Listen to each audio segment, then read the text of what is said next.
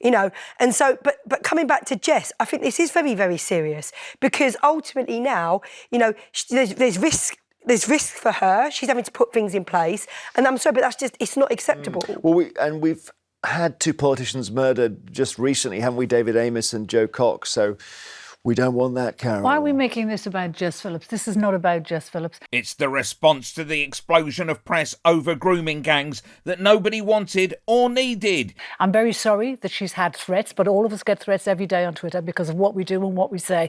Yes, it's Carole Malone, the embittered Daily Express columnist who wants a report into child sex abuse when there's already been one that took several years and cost £60 million.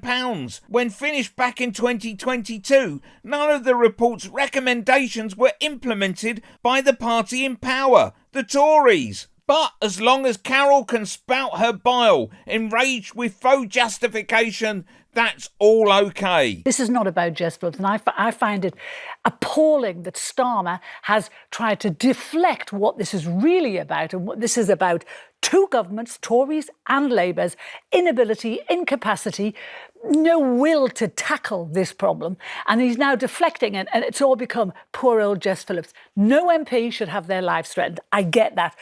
What Musk calls her, unacceptable. However, Jess Phillips, I believe, who I had huge respect for until this, I think she has sold out to her government, who have told her, she's one of the people who said, no, there's going to be no investigation, no further investigation, no independent Home Office investigation. Why not? Because if you want to get to the bottom, there's both her and Starmer, who say they care, and I believe Phillips does care, but if you really care about these abused girls, about the things that happen to them, why wouldn't you shine a light on it? Well, she says local, do it locally. No, she can't. No, that's a lie, because she said it has to be down to Oldham. Oldham Council have written her 2 letters asking for a national inquiry. She has said no to that. Why would you say no? Click here for Starmer gets some fire in his belly during PMQs as Kemi jumps on the bandwagon.